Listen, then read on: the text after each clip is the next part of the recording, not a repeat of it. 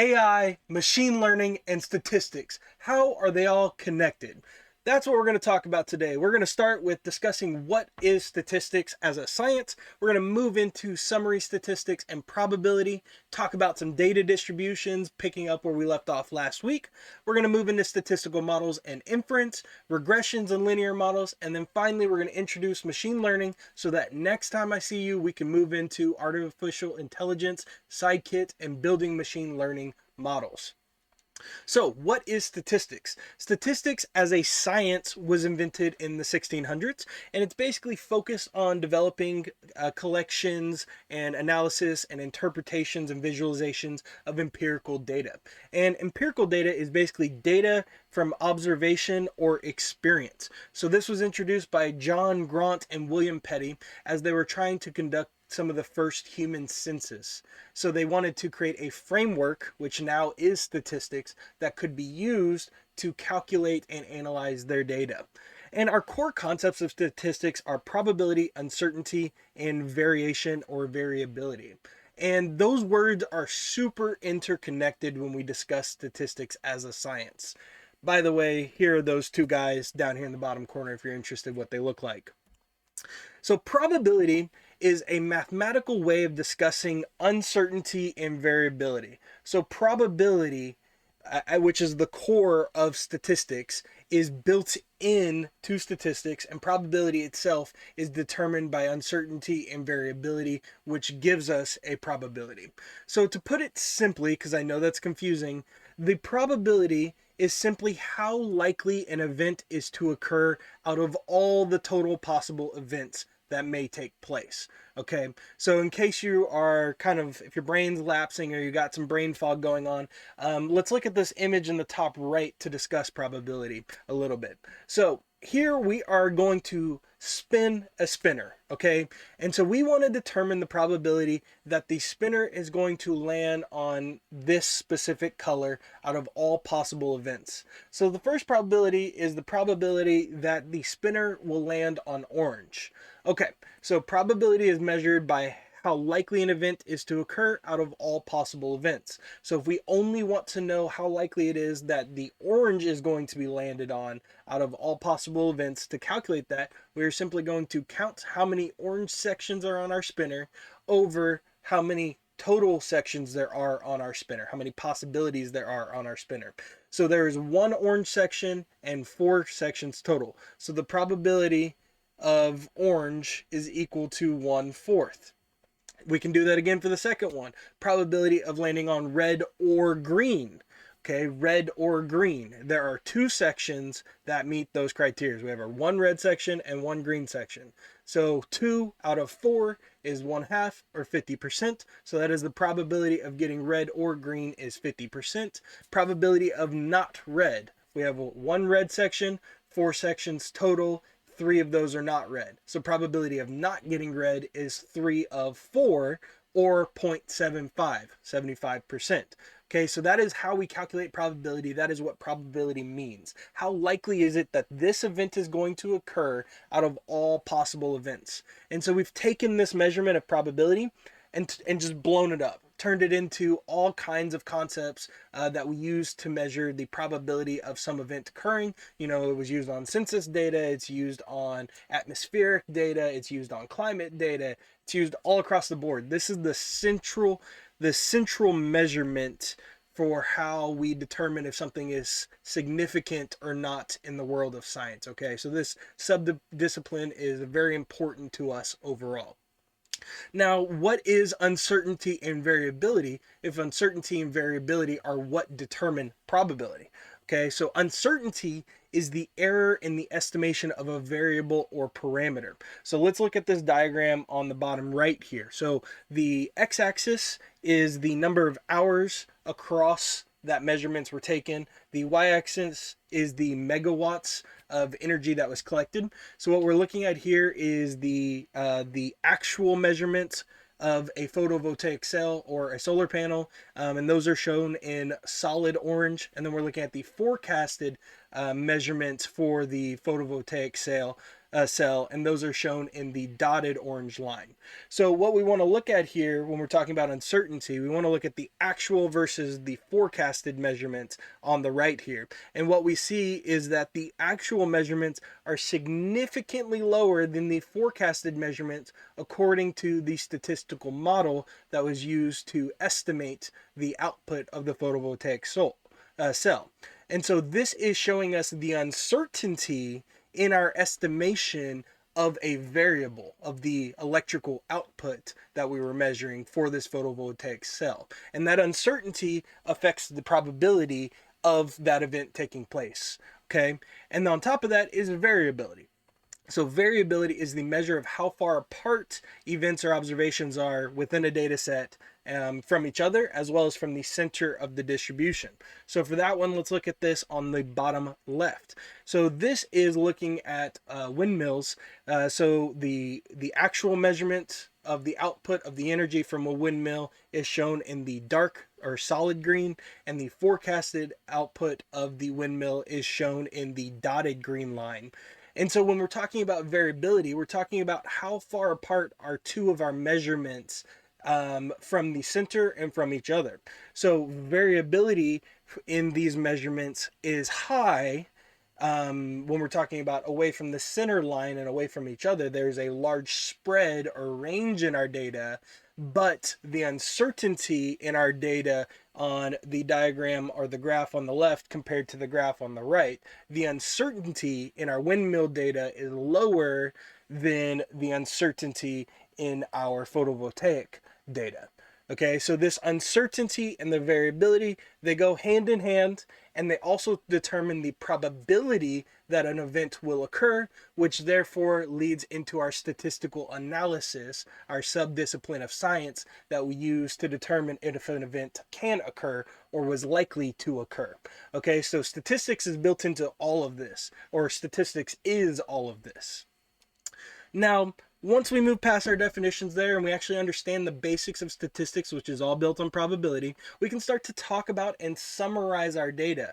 And we do this through summary statistics. And so they just sum up the features of our data, and we typically have four things that we want to represent when we're talking about summary statistics. Number one, the sample size. How many events or observations were recorded for this data set, and we typically denote that by N, whether it be big N or little n. Sometimes big N is the population sample size, sometimes little n is the population size, is big N. Sometimes the little n is the sample size. Okay, so it just depends. The second thing is the center of the data. This is things like the mean, median, mode, and quartiles, so 25th and 75th percentiles of the data. Then the spread, this is the range, so smallest to largest, how far apart are they?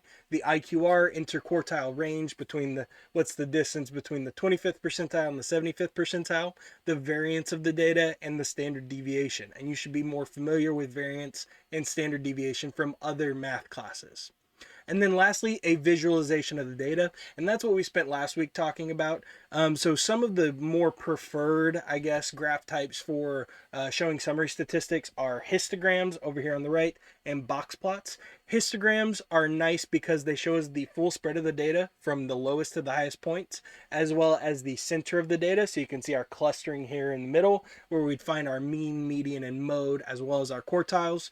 And we get the same thing from the box plot, just in a different representation. So the box plot actually shows us mean, median, quartiles, interquartile range, spread of the data, variance, and standard deviation all in one figure. And to either of these, you also can add sample size as just like n equals whatever on the graph itself. So that's typically how we first start talking about data when we start to do an analysis, right? We're going to hit the easy things first. The summary statistics in Python or R programming languages literally take one line of code. So those are the first things we're going to look at and try to get some basic information about the data.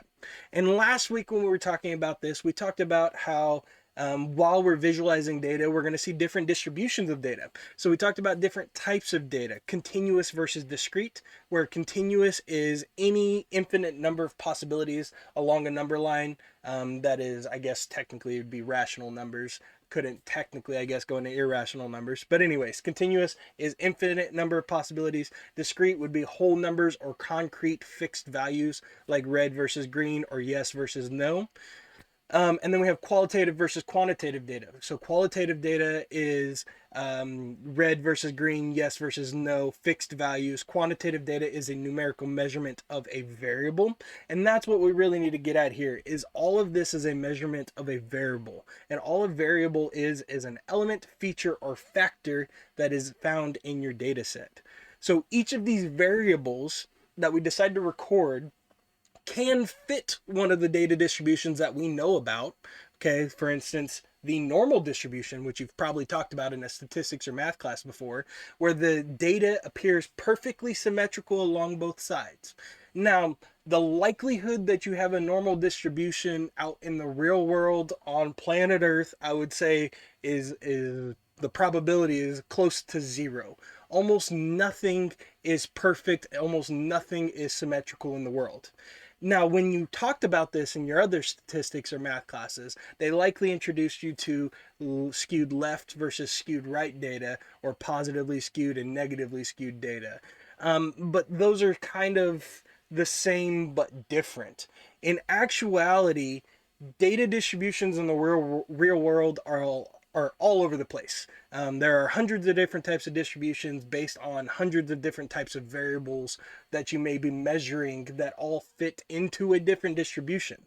So as these different distributions have been introduced, new types of statistics have been introduced, which each have their own models and assumptions and factors which you must consider for that model to be valid.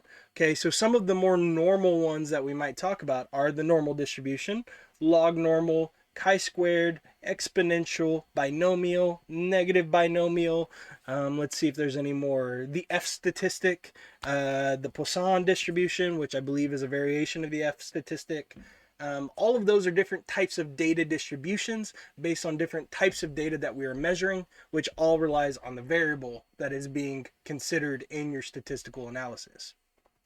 And so for each type of distribution, we need a different statistical model.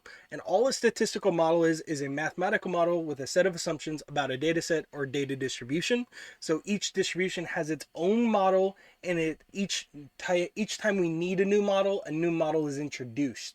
Okay, and from these models, we conduct an analysis, and then we fit our data. And what that means is basically making sure that the model that you have selected for your data distribution aligns well and it properly represents your data.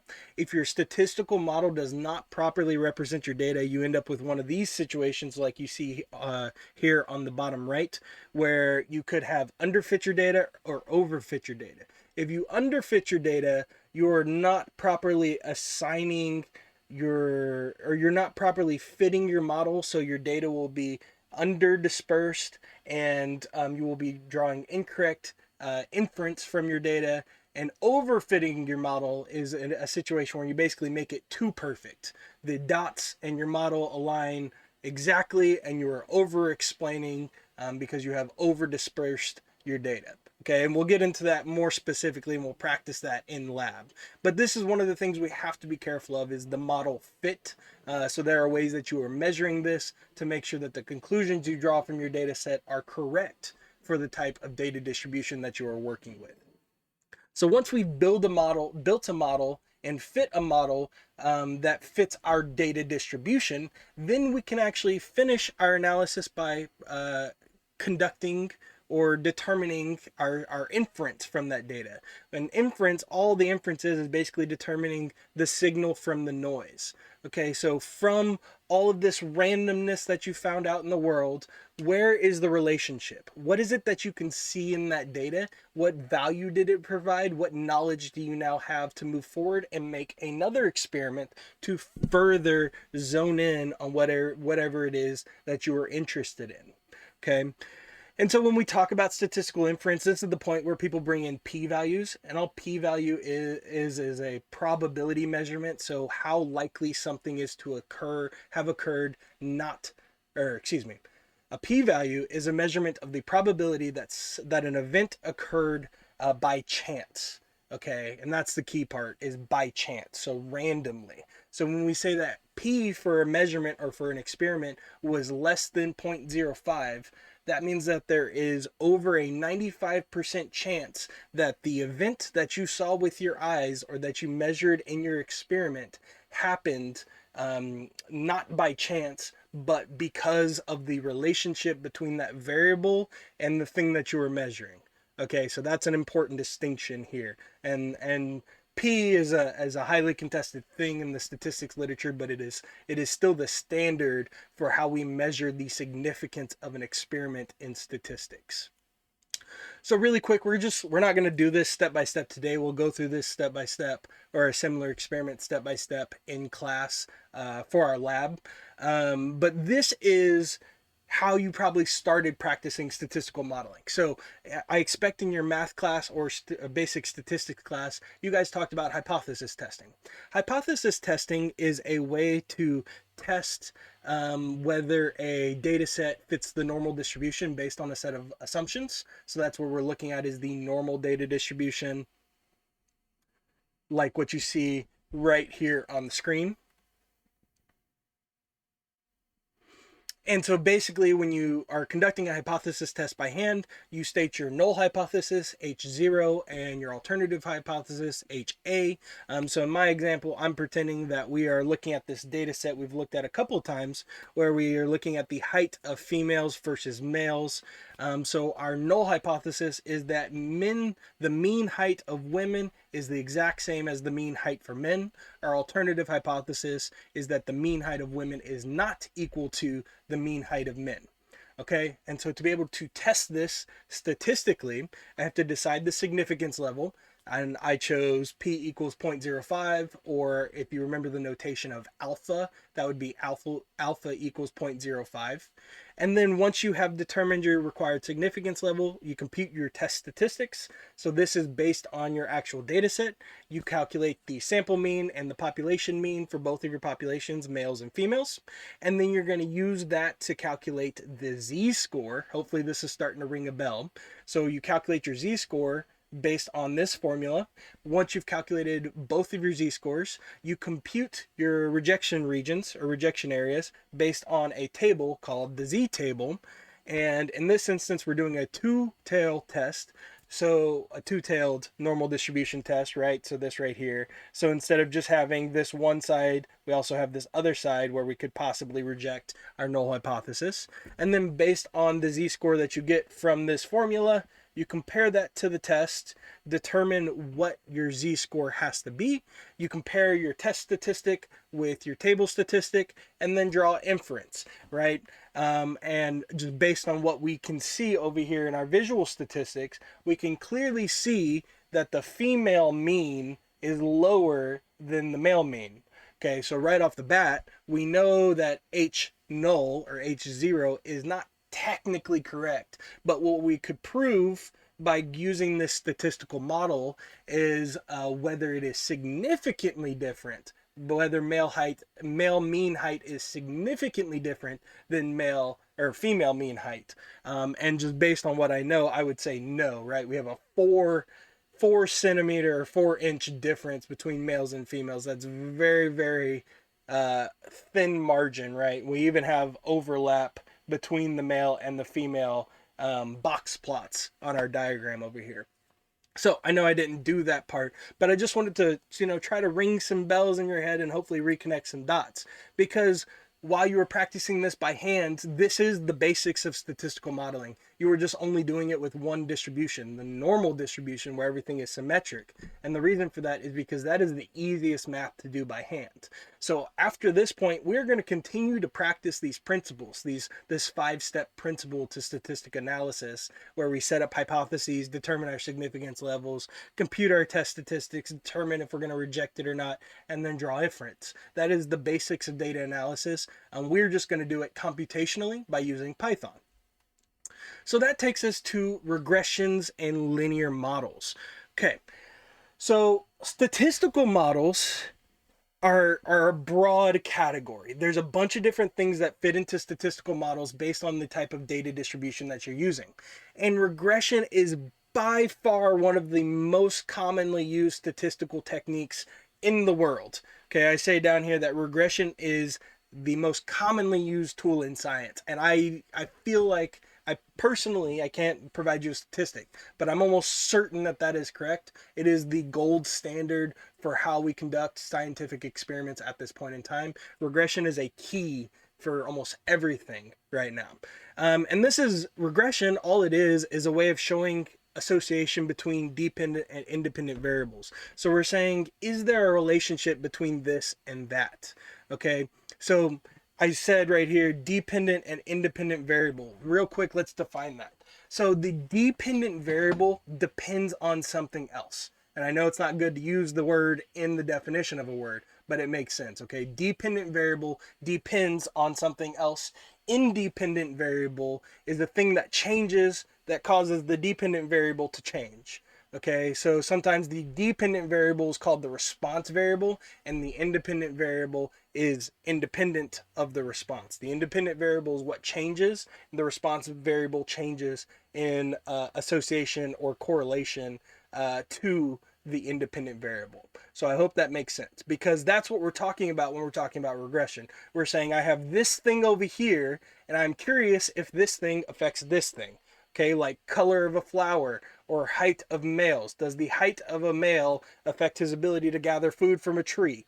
Okay, in chimps, for instance, that probably does affect it. But what if it's not just height? Maybe it's height plus arm strength or height plus finger strength that then determines the response of this variable. So that's all a regression is. It's saying this and this, how are they related, and what kind of association and relationship can I draw between them to then be able to predict how they're going to respond to a change in the environment or a change in this variable or that variable. Okay, and so this was originally introduced by a guy named Francis Galton, and he was studying heredity, yeah, and variation in humans. So he's primarily interested in, like, for instance, eye color or height. So one of his major studies that actually led to the introduction of his idea of regression was that male height was determined by father's height. Okay, and what he saw was that was not a direct correlation, and he didn't have the word correlation, but he saw that, well, that's not 100% correct. I can't just explain male height. I can't explain son's height from father's height. He had to add in other variables to be able to get 100% an explanation. And so he introduced this concept of correlation. And all correlation is how similar or how connected is the association between these two things. So it's a measurement from 0 to 1 to tell us how strong the relationship is between these two things. Okay, and that is regression in a nutshell. Of course, there's more complexity to it. So regression is this way to measure the association. Well, linear models are a way of describing the response variable as a function of a prediction variable. So response variable, that is our dependent variable, the thing that changes as this thing changes. So if this thing slides up, the response slides up. If this thing slides down, the response slides down. Okay, so our linear model is our way of describing the response variable as a function of this slider, of our predictive variable or our independent variable. And where you've likely seen this in your life before is when you've talked about regression in other math classes, and they probably introduced it to you as y equals mx plus b. That is the simplest linear model you could ever talk about. B is your intercept, y is your response variable, and then m is your slope in response to x, which is your independent variable. Okay, now not all linear models are regressions. A single regression can be linear in format or in distribution or in structure, but not all linear models are regressions, because regressions can also be logistic or exponential or have a Poisson distribution or binomial distribution, whatever it may be. So regressions can have many different models that explain the relationship or association between the variables that you're checking in your experiment and many variables in your experiment. It can be even more than two-dimensional, but a linear model is not always shown in a regression. A linear model may end up being an exponential model or a quadratic model or a parabolic model. Okay, so linear model is the basic form of statistical model that fits a single parameter regression. And I hope that makes sense. And then as always with regressions, or with any kind of modeling, we've got to make sure it fits. And especially with regressions, a big problem people have with machine learning, which we'll talk about next, is that they will overfit or underfit their models. And there's ways you have to tweak the model to make it fit better and check your dispersion factor. So we'll practice that in lab this week. Now, all of this statistics takes us to machine learning. And while many people may not think of machine learning as being related to statistics, I do. Some people consider machine learning to be a subdiscipline of artificial intelligence. But machine learning had to come before artificial intelligence came. It's not like we just randomly invented a neural network that was capable of predicting everything, and then that neural network created machine learning. It was actually the exact opposite. Machine learning is built on math theory and mathematical models, and those mathematical models use sample data to make decisions. So I think of machine learning as being an extension of statistics, because statistics is designed to tell us the probability that an event will occur. Well, machine learning uses that. It uses the statistics, the probability that an event will occur, and then it combines that with computational theory and math theory for implementation and optimization of that algorithm to make it more precise. So machine learning to me is statistics plus math plus computer science, okay, and all of the above kind of connecting. And then on top of machine learning, we have built AI, artificial intelligence, which is taking that machine learning model and teaching them the AI layer, the machine learning layer, the machine layer basically, to predict the next coming values based on the previous values that it knows occurred and the trends that it found in the machine learning model. And for machine learning, we have three main types. We have supervised, unsupervised, and semi-supervised. Supervised learning basically means that we have labels on a data set and we teach the model to predict the next responses or the next labels on an unlabeled data set. So this would be best for classification of data points or regression models to then just exponentiate out, or not exponentiate out, but to continue out our trend and be able to predict the next points in our trend to some level of accuracy. Unsupervised learning is when the model identifies the data structures and patterns in unlabeled data. So we just provide it the whole data set and we say, group these together or cluster these or draw a line down the middle and tell me where they separate out. This is best for clustering exercises when we need to know these points are like, these points are like, these points are like, and then we can draw more relationships from those subsets of data, or reducing the dimensionality of your data set. So sometimes you might collect data on 25 parameters, but only 12 of them are providing any use to you. So you could use this unsupervised model to tell you what 12 are useful and then continue on your analysis. And that takes us to our last kind, which is semi-supervised learning, where you combine all of the above. So you may use unsupervised learning to tell you what parameters you need. Then you may use supervised learning to, based on those parameters, be able to create a regression model to then predict your next data points that may come from that experiment. So next week we'll dive deep into these machine learning modeling models and get into more multivariable statistics. I do want to say that with machine learning, this is an ever expanding field. Literally today I just read a new paper on a new type of neural network. It's called PINN, Physics Informed Neural Networks. So they basically can use the characteristics of your data set to predict based on physics how to fit the model so that you have higher accuracy and higher dependence in your classification of your data. So every day a new type of learning comes out, every day a new model comes out. And if you want to be on the forefront of this, you really just have to keep up with it on your own. What is important here today is now we've covered all the basics of statistics. We will continue to practice those in our lab. In our next session, we will also practice supervised learning on weather data, I believe. And then next week, we're going to dive into the really robust machine learning models, as well as how to compute them for yourselves, and start to dive into the artificial intelligence world a little bit. So that's all I had for you today. I hope you have a wonderful day and a wonderful week, and I'll see you next time.